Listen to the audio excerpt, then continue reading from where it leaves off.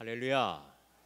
우리가 이번 달에는 상담이라는 이제 큰 주제를 가지고 여러 부목사님들이 함께 말씀을 나누고 있습니다. 인간의 가장 큰 특징은 이 말, 언어에 있습니다.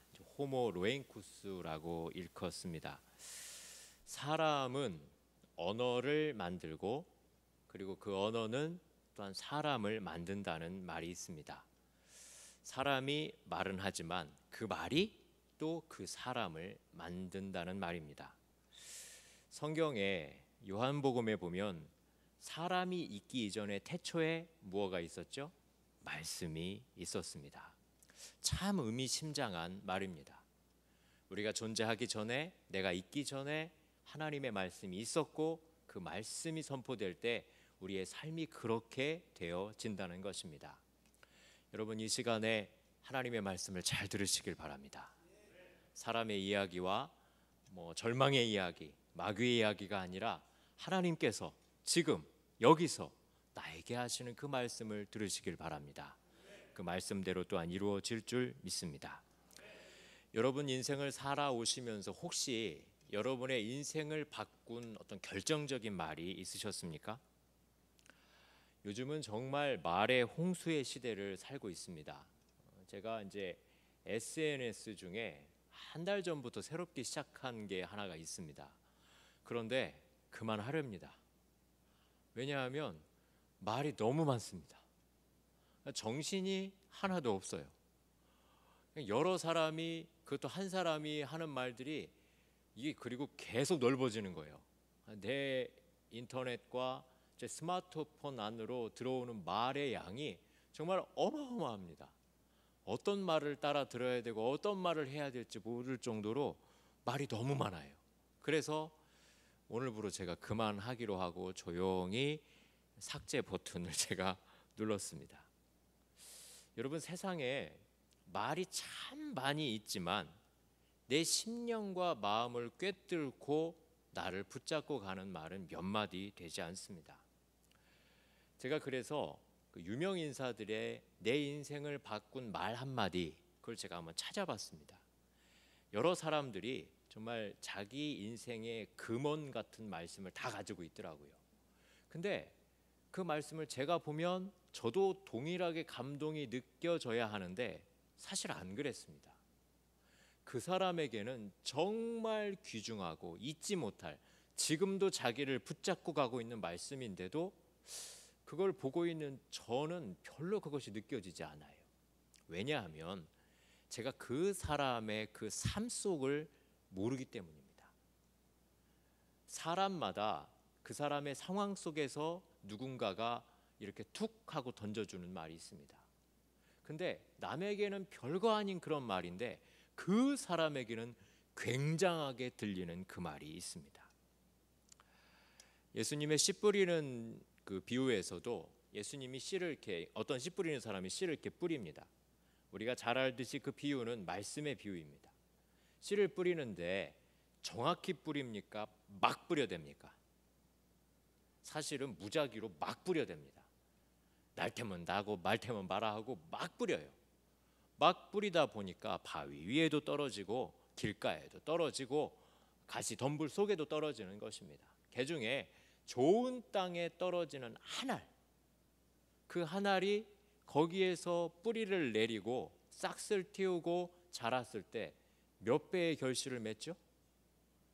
100배까지 맺을 수 있는 것입니다. 여러분, 말이 많다고 해서 그 말이 다 좋은 말은 아닙니다. 내 가슴에 떨어지는 그 한마디의 말씀, 그것이 나에게 떨어졌을 때 놀라운 결실을 맺음을 믿습니다. 성경에 나오는 100배의 결실을 맺었느니라, 이 100배라는 말의 의미는 딱 100배라는 얘기, 수학적인 얘기가 아니라 풍성하고 온전하다는 말입니다. 그의 삶이 그 하나의 씨알 때문에 풍성하여지고 온전해졌단 말입니다. 제가 그 여러 유명 인사들의 내 인생을 바꾼 이야기 이렇게 보다가 여러분들도 참 좋아하는 사람이고 저도 좋아하는, 하지만 지성하고는 좀 거리가 먼데 이 사람 이름이 박지성이에요. 근데 어떤 말 한마디가 이 사람을 바꾼 일화를 제가 좀 봤습니다. 근데 글이 굉장히 투박하지만 진실해요. 사람의 마음을 끌어가는 힘이 있습니다. 이 박지성은 수원 공고를 나왔습니다. 어려서부터 축구를 했고 집안 형편이 거의 좋지 않았습니다. 그래서 축구로 먹고 살아야겠다 결심을 하고 열심히 운동했습니다. 근데 이렇게 박지성처럼 축구로 먹고 살아야겠다고 생각하는 사람이 한둘일까요? 수백 명입니다. 수백 명이에요. 근데 이 박지성은 키가 큰 것도 아니고 뭐 체격 조건이 좋은 것도 아니고 공격 골을 많이 넣는 것도 아니고 수비에서 툭출한 것도 아니고 다 고만고만한 그런 재능과 실력을 갖추었습니다. 또 얼굴도 지금은 참 잘생겨 보이지만 그 사람의 참 어두웠던 시대에는 이렇게 보면 그냥 주근깨 투성이의 깡마른 그런 외모예요. 성격도 내성적이라 말도 제대로 잘 못해요. 지금은 그렇게 큰 사람이 돼가지고 그렇게 멋져 보이고 그 사람 하는 말마다 명언처럼 들리지만 한 그 고등학교 그쯤 대학을 들어갈 그쯤에는 아무도 돌아보지 않는 정말 볼품없는 축구 선수였습니다. 이 박지성 선수는 대학 가기를 원치 않았습니다. 프로팀에 바로 가고 싶어 했어요. 집안에 가난하기 때문에 자수성가해야겠다 생각하고 프로팀에 눈을 두드렸는데 아무도 이 박지성 선수를 돌아보는 사람이 없었습니다. 그래서 대학을 가려고 하니까 대학팀도 이 왜소하고 깡마르고 비리비리한 이 사람을 데려가려고 하는 학교가 아무도 없는 거예요. 우여곡절 끝에 명지대에 간신히 턱걸이로 들어갔습니다. 남들 눈에 아무도 띄지 않아요. 근데 사람들 눈에 한 가지 그래도 가능성이 있다고 보는 거는 이건 그 책에 있는 말 그대로입니다. 깡다구가 있대요. 깡말 났는데 뭔가 악발이 근성이 있다라는 것입니다. 그리고 남이 보든 안 보든 열심히 한대요. 그러면서 대학 감독들 사이에 이 박지성 선수가 어떻게 이름이 났냐면 그 열심히 뛰는 애. 그 열심히 뛰는 애. 그 덕분에 허정무 감독이 이끄는 올림픽 대표팀에 들어갔습니다. 그리고 얼마 있다가 그 일본의 J리그의 2부의 교토 퍼플이라는 그런 프로 축구팀에서 이 박지성 선수를 눈여겨보고 스카우트 해갔습니다. 그런데 그때까지만 해도 박지성 선수는 자기가 뭐 이렇게 큰 것이 될 거라고 생각지는 않았어요. 나는 재능도 별로 없고 할 수 있는 건 없으니까 무조건 열심히 뛰어야지. 근데 이 무조건 열심히 뛰는 애, 이 애를 히딩크 감독이 뽑았습니다. 뽑고 나가서 무조건 열심히 뛰라고 했어요. 그리고 정말 무조건 열심히 뛰었습니다. 처음에는 10분 뛰다가 그 다음 경기에서는 20분을 뛰고 그 다음 경기에서는 전반전을 다 뛰고 점점 이 횟수가 늘어나는 거예요. 근데 박지성 선수를 내보내면서 히딩크는 아무 말도 하지 않고 그냥 내보냈습니다. 그리고 뭐라고 말해도 박지성 선수의 수기에 보면요, 이해도 못했대요. 영어에서 알아듣는 건 레프트 라이트만 알아들었대요. 그러니까 오른쪽으로 갈 거냐 왼쪽으로 갈 거냐 그냥 방향만 정해주면 무조건 열심히 뛰었다는 것입니다. 그리고 뭘 설명을 해도 이해할 만한 그런 두뇌도 자기는 없다고 고백을 합니다. 근데 어느 날 이 박지성 선수가 부상을 당했습니다. 무조건 열심히 뛰는 이 친구가 부상을 당하니까 너무나 낙심이 되는 거예요. 라커룸에 혼자 이렇게 앉아 있는데 경기가 끝난 다음에 히딩크 감독이 통역관을 데리고 박지성 선수에게 왔습니다. 그 영어로 뭐라고 하는 거예요. 그러니까 박지성 선수는 통역관 입만을 가만히 봤습니다. 통역관이 이렇게 얘기합니다. 박지성 씨는 정신력이 훌륭하대요. 그 정신력이면 반드시 좋은 선수가 될 수 있다고 하십니다.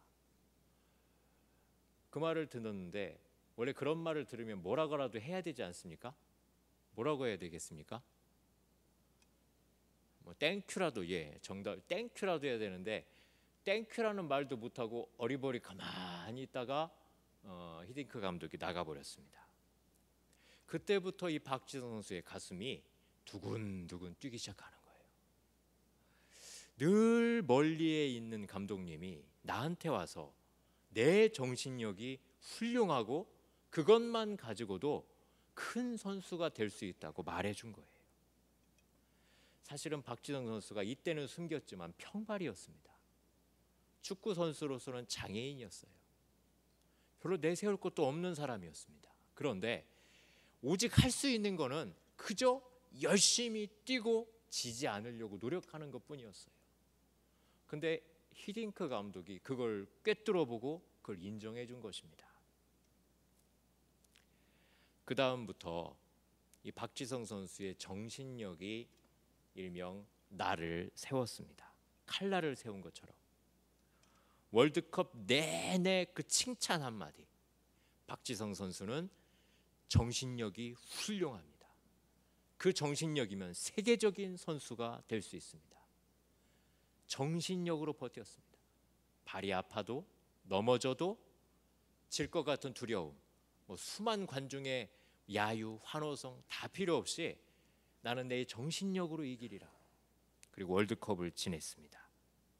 그리고 박지성 선수는 우리가 잘 알듯이 영웅이 됐습니다. 그 뒤로도 히딩크 감독을 따라서 네덜란드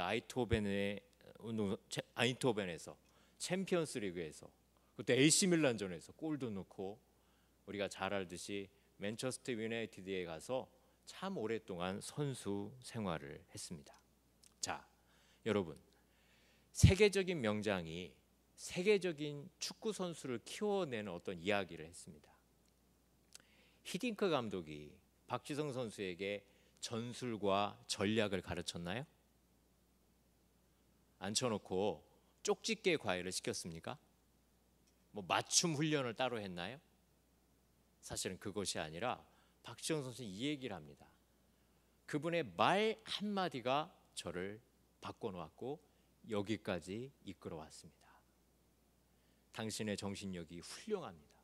그것이면 세계적인 선수가 될 수 있습니다. 여러분, 사실은 히딩크 감독이 박지성 선수에게만 이 말을 한 게 아니었답니다. 많은 선수들에게 이 말을 다 했습니다. 근데 그 선수들은 그냥 한 귀로 듣고 한 귀로 흘렸습니다. 근데 박지성 선수는 그 말을 붙들고 자기 걸로 만들어 버렸습니다.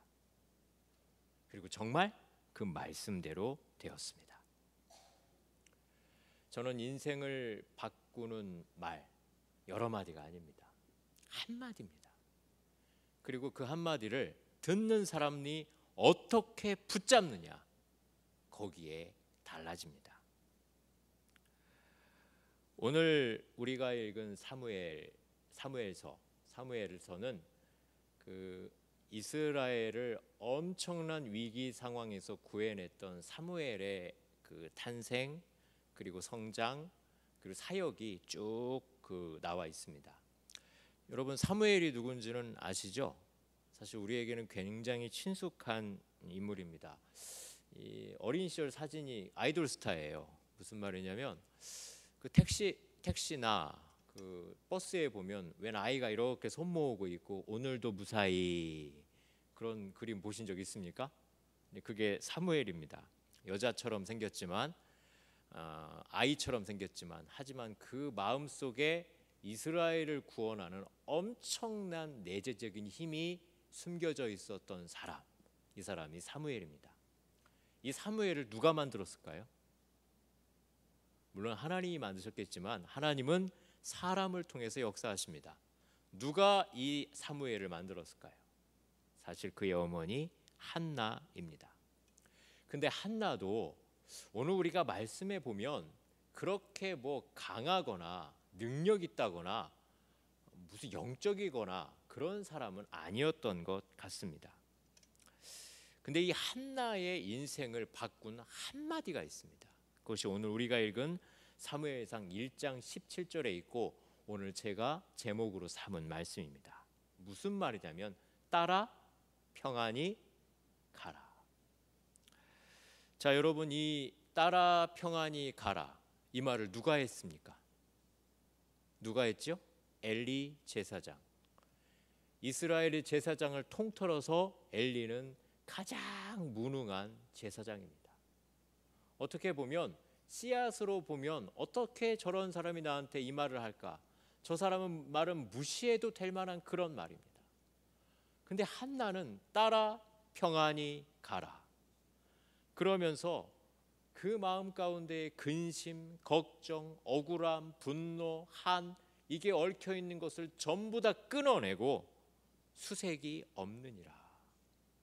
평안히 가라라는 그 말을 딱 붙잡고 믿음으로 우리식으로 얘기하면 아멘 하고 일어나 버렸습니다. 그리고 하나님은 그 믿음대로 역사했습니다. 제가 미리 결론부터 이렇게 얘기하지만 사실 한나는 수색, 근심 어린 여자였습니다. 근심 어린 여자. 이전에 있는 말씀을 보면 한나는 울고 먹지 않는 여자. 여러분, 여자가 아무리 예쁘다 하더라도 계속 울어요. 처음에는 이뻐 보여요. 근데 계속 울잖아요. 모든 남자들이 짜증이 나요. 싫어요. 밥도 안 먹어요. 화가 나요. 집에서 해보십시오. 며칠 만에 쫓겨나십니다. 그렇게 되면. 울고 먹지 않는 여자. 그러니까 밤낮 징징거리는 여자. 징징거리는 여자. 근데 이 남편이 진짜 훌륭한 사람이에요. 엘가나라는 사람인데 아내가 둘이 말이 좀 이상하다. 아내가 둘이 있어서 훌륭한 게 아니고 훌륭한데 어떻게 다 아내가 둘이 있어요. 아내는 한나와 분인나입니다. 한나의 이름이 먼저 나온 거 보면 한나가 첫 번째 부인이고 분인나가 두 번째 부인인 것 같아요. 말씀의 전후 관계를 좀 보면 왜 그 엘가나가 두 번째 부인 분인나를 얻었냐면 아마 한나가 아이를 낳지 못했기 때문인 것 같습니다. 이 당시의 아들은 굉장히 중요한 존재입니다. 가문을 잇기 때문이에요. 우리 교회도 굉장히 아들을 중시하시는 분이 한 분 계셔서 수요일마다 교육자실 오셔서 교육자실을 들고 났다 그러고 가십니다. 주요 타켓이 접니다. 해가 떠도 아들, 달이 떠도 아들, 아들이 최고야. 저는 속으로 가죠. 아니야, 딸도 최고야. 예전에는 아들 못 낳아서 쫓겨난 여자가 진짜로 있었습니다. 그런데 이 엘가나는 그래도 참 양반이었던 것 같아요. 한나가 아들을 낳지 못해도 그 한나를 사랑했습니다. 그럼에도 이제 후세를 잇기 위해서 분인나 두 번째 아내를 맞이했습니다. 그런데 꼭 이야기가 이렇게 돌아갑니다. 두 번째 부인인 분인나가 아들을 낳은 것입니다. 아들을 낳으니까 기세 등등하고 이제 이 집안에 있는 모든 상속권은 내 아들이 가져가고 이제 내가 이 집에 말하자면 그 정실이다. 이제 뭐 꼭 드라마에서 나오고 조선왕조 500년 이런 데 보면 이런 말이 계속 이어져죠. 근데 그 정도가 아니고 한나를 계속 약 올리는 거예요. 성경에 보면 심히 격동하더라. 심히 격동하는 거예요. 막 괴롭히는 것입니다. 무시하고 약을 올려요. 남편은 그런 한나가 안쓰러워서 더 많이 사랑해 줍니다. 그러니까 이 분인나는 더 격동하는 거예요. 이거 참, 그러니까 이 일부일처제가 맞습니다. 어떻게 한 남자가 두 여자를 데리고 사는지, 야, 이거는 못해요. 저는 이거 절대 못합니다. 한 여자하고 사는 것도 힘듭니다. 근데 어떻게 의자왕은 3,000명인가요? 대단해요. 솔로몬도 한 1,000명 되죠. 야, 인물입니다. 그분들은. 저는 한 명도 버거워 죽겠는데 2명 힘들어요. 아무튼 그냥 엘가나가 힘들었을 거예요. 심지어는 어떻게 말하냐면 한나에게 그러니까 엘가나가 내가 그대에게 10아들보다 낫지 아니하뇨. 참 좋은 남자입니다. 참 좋은 남자예요. 그런데 이 한나에게는 그 어떠한 위로도 귀에 들리지 않습니다. 자, 왜 한나가 울고 먹지도 않고 괴로워하고 그랬습니까? 뭐가 없기 때문에. 뭐가 없기 때문에. 근데 그 원인이 뭘까요? 원인이 뭘까요? 병원에 가봐서 검사를 해봐야 될까요? 성경에는 그 원인이 분명하게 나와 있습니다. 여호와께서 그로 성태치 못하게 하시니. 누가요? 하나님께서 한나의 태문을 막으셨습니다. 한나의 불임의 원인이 누구라고요? 하나님께 있습니다. 자, 원인이 하나님께 있으면 원인을 우리가 알아요. 그럼 이 문제를 해결하려면 어디를 찾아가야 합니까? 누구를 탓해야 합니까? 누구 앞에 가야 합니까? 여러분, 이것을 아는 것은 굉장히 중요합니다. 내 삶에 내가 원치 않는 불행, 내가 원치 않는 난관, 내가 어떻게 해보지 못하는 어려움이 있을 수 있습니다. 모든 사람은 그 문제를 다 가지고 있습니다. 근데 그 문제의 원인이 누구에게 있냐라고 결론 내리냐에 따라서 그 사람의 행동 방식, 대처 방식이 달라집니다. 누구누구 때문이다. 어떤 사람을 지목하게 되면 그 사람을 미워하든지 그 사람에게서 해결하려고 합니다. 반대로 나 때문이다 그러면 자책하고 그리고 내 안에서 문제를 해결하려고 뺑뺑뺑뺑 내 마음을 돌아다닙니다. 그런데 성경에 보면요, 대부분의 문제는요, 누구 앞에 가면 해결이 되냐면 사람과의 관계의 문제도 누구 앞에 가면, 하나님 앞에 가면 해결이 됩니다. 내 안에 있는 나의 자체적인 모순조차도 나를 누가 만드셨죠? 하나님이 만드셨으니까 하나님 앞에 가면 그것이 해결이 됩니다. 저는 여러분들이 어떠한 어려움과 문제를 만날지라도 하나님 앞으로 가시길 바랍니다. 우리가 지금 이번 달에 상담에 대해서 이야기를 하고 있습니다. 상담한다는 거는 어떻게 할지 내가 방법을 모르겠다. 나는 어떻게 하면 좋습니까? 하고 묻는 것입니다. 제가 지금 이야기했습니다, 여러분. 답을 누가 가지고 계시다고요? 누가 가지고 계시다고요? 하나님이 가지고 계십니다. 물론 하나님께서 하나님 어떻게 해야 합니까? 그럼 막 직접 계시하듯이 저에게 말씀하실 수도 있지만 이렇게 설교의 시간을 통해서 아니면 말씀을 묵상하다가 어떤 전문적인 기독교 상담가와 이야기를 통해서 내게 간접적으로 내지는 암시를 통해서 말씀하실 수 있습니다만은 그 모든 것들을 다 포함을 해서 이 문제를 해결하는 분은 누구시라고요? 하나님이세요. 설교 시간을 통해서 나에게 말씀하시는 분도 하나님이시고 어떤 상담사를 통해서 나에게 조언해 주시는 분도 하나님이시고 내가 어떤 책을 보다가 그 책에서 내 문제의 원인과 해결책을 발견하는 것도 하나님이 나에게 주신 것. 이렇게 믿으면 하나님이 나에게 말씀하실 기회와 가능성이 있습니다. 그런데 대부분의 사람들은 하나님의 말씀, 하나님 앞에서 사실은 기도하는 마음으로 이렇게 자기의 문제와 해결 잘 못합니다. 어떤 의미에서는 그냥 기도할 때 내 마음만 그냥 쏟아놓고 듣지를 않아요. 그러니까 하나님과의 인격적인 교류, 내가 하나님께 말하고 하나님께서 내게 말씀하시고 이러한 대화가 성립하지가 않는 것입니다. 한나가 있었던 그 당시 사실 이스라엘은 이스라엘 국가적인 존폐 위기에 있었습니다.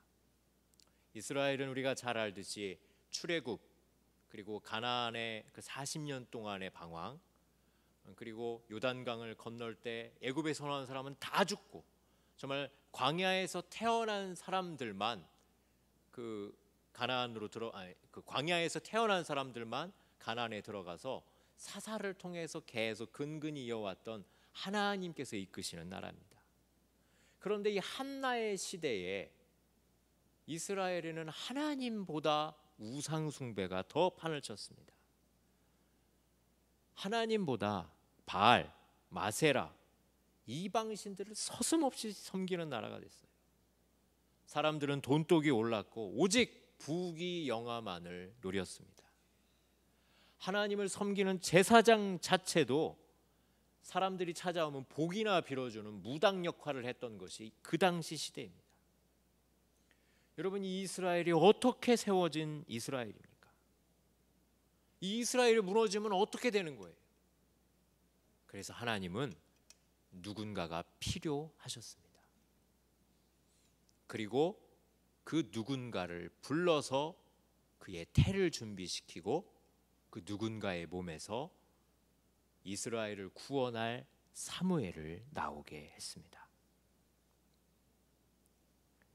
이스라엘을 구원할 지도자를 낳는 책임. 그것 때문에 한나는 모욕과 수치를 당하고 울고 불고 살게 하고, 그것 때문에 하나님 앞에 나와서 하나님께 간절히 기도했습니다. 오직 하나님, 오직 하나님. 사랑하는 여러분, 무언가 하나님께서 우리에게 주실 때 사실은 쉽게 주시는 거 없습니다. 그리고 어떤 사람이 무언가를 받을 때 쉽게 받는 것보다 어렵게 받을 때 그 가치를 더 귀하게 여깁니다. 돈도 마찬가지고 권력도 마찬가지입니다. 쉽게 여기면 내가 해서 대충 얻은 걸로 생각을 해요. 심지어는 내가 잘나서 얻은 것처럼 생각을 합니다. 근데 애를 태우면서 간신히 얻은 것은 이건 정말 믿음으로 치면 하나님께서 나에게 주신 것이라 하고 감사할 수 있습니다. 하나님께서 한나에게 하고 계신 밀고 당기고 그 마음을 연단하고 있는 것이 바로 이 소중한 마음입니다. 여러분, 세상에 쉽게 되는 것은 없습니다. 특히 하나님의 일은 어떻게 이렇게 되어질까? 신묘막직하게, 이 말을 좀 더 사람식으로 풀면요, 일상적인 말로 풀면 기적과 같이 일어나는 일이 하나님의 일입니다. 우리는 예상할 수가 없어요. 쉽지 않다라는 말입니다. 어렵게 이루어지지만 하나님은 그렇게 일하십니다. 하나님은 인생이 아니시기 때문이에요. 가능성으로 일하고 계산으로 일하시는 분이 아니고 하나님의 뜻대로, 어떤 의미에서는 하나님의 계획대로. 여러분, 유한한 우리가 영원하신 하나님 상대하는 것이 얼마나 어려운지 아십니까? 여러분, 하나님 앞에 나올 때 쉬려고, 편하려고 그렇게 나오지 마십시오. 특히 하나님의 일을 하려고 하고 하나님의 사명을 감당하려고 하고 하나님의 뜻을 세우길 원하는 사람이라면 여러분, 각오하셔야 합니다. 한나는 사무엘을 원하는 기도를 드리면서 이렇게 기도합니다. 기쁨과 감격과 감사가 아니고 마음이 괴로우며 이렇게 기도합니다. 통곡하고 서원하며 가로되, 만군의 여호와여, 주의 여종의 고통을 돌아보시고 나를 생각하시고 주의 여종을 잊지 아니하사 아들을 주시면, 고통 속에 기도합니다. 내가 그의 평생의 그를 여호와께 드리고 삭도를 그 머리에 대지 아니하겠나이다. 나실인의 소원을 합니다. 결사적인 기도를 합니다. 그 모습을 뒤에서 본 엘리는 한나가 술 취한 줄 알았습니다. 제정신이 아니라는 거예요. 제정신이 아니고 뭔가에 사로잡힌 것처럼, 그렇게 막 신들린 것처럼 기도했다는 것입니다.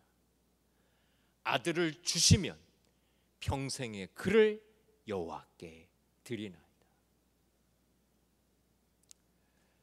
저는 지금까지 한나의 기도를 통해서, 그리고 한나의 삶을 통해서 하나님께서 한나를 만지시고 이끄시고 이 고백이 나오기까지 한나를 하나님께서 상담하셨다고 믿습니다. 상담하셨어요.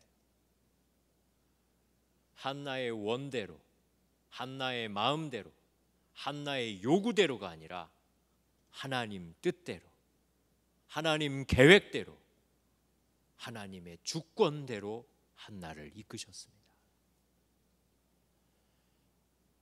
여러분들의 기도가 그렇게 되기를 바랍니다. 하나님, 내 소원을 들어주십시오. 내 간구를 들어주십시오. 내가 원하는 거 내게 주십시오. 이렇게 기도하지 않고 하나님이 원하시는 것이 내 삶에 이루어지게 하여 주십시오.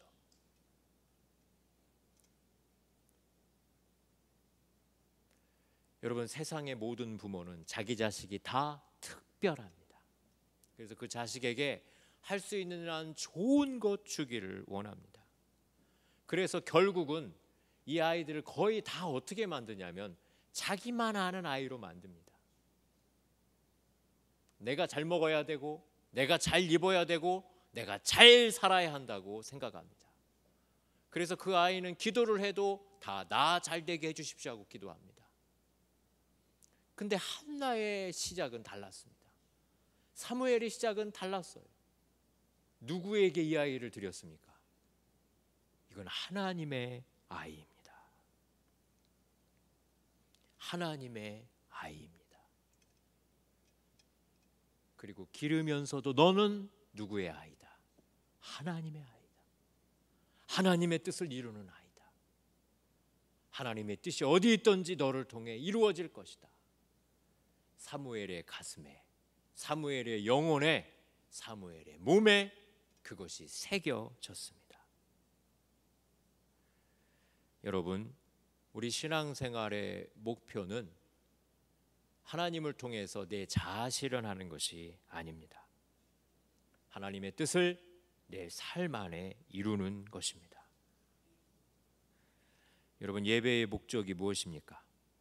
저는 예배를 생각할 때 사람들이 예배를 추구하는 사람이 있습니다. 하나님을 추구합니다. 예배를 통해서 하나님을 추구해요.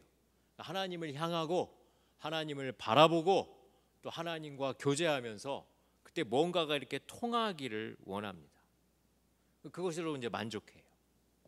이런 사람이 있습니다. 예배를 통해서 하나님을 추구하고 하나님을 보고 하나님을 만족하고 또 하나님을 닮는 사람이 있습니다.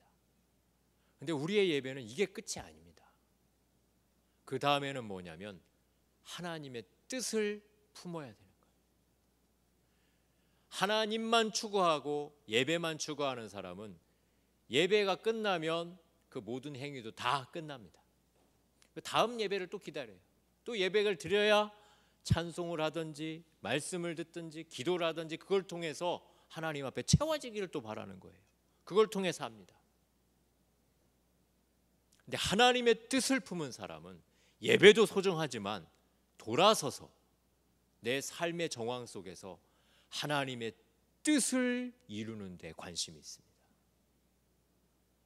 그리고 하나님은 그 하나님의 뜻을 이루고자 하는 사람들을 통해서 역사를 이끌어 가십니다. 예수님 따라다니면서 예수님을 추종하고 예수님을 높이고 예수님 찬양했던 사람은 많이 있습니다. 하지만 그분의 십자가의 길을 따라갔던 그 뜻을 따라갔던 사람은 별로 많지 않습니다.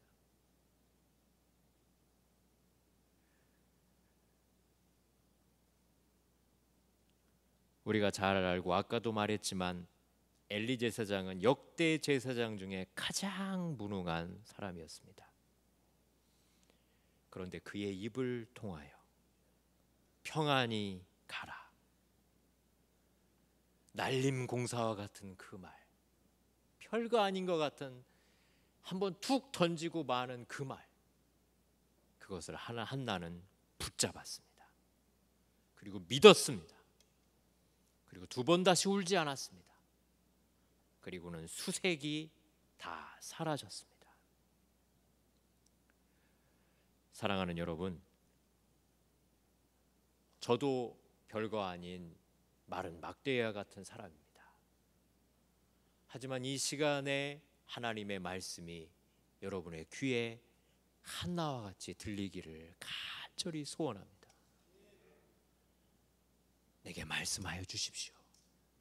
내가 듣겠습니다, 하나님. 사무엘은 언제나 들을 귀가 준비되어 있었습니다. 누구한테 배웠을까요? 어머니 한나에게 배웠습니다.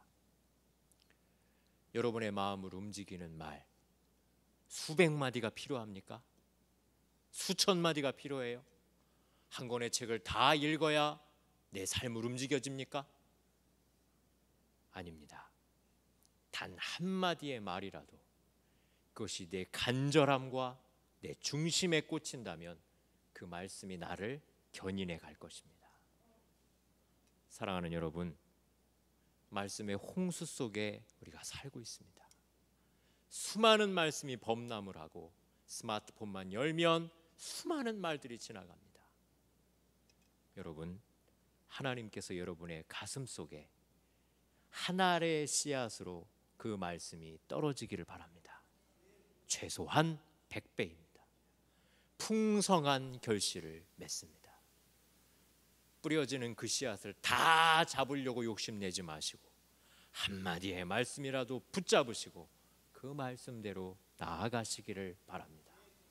그 말을 붙들고 나아갈 때 하나님께서 약속대로 그 말씀을 이루심을 믿습니다. 기도하겠습니다.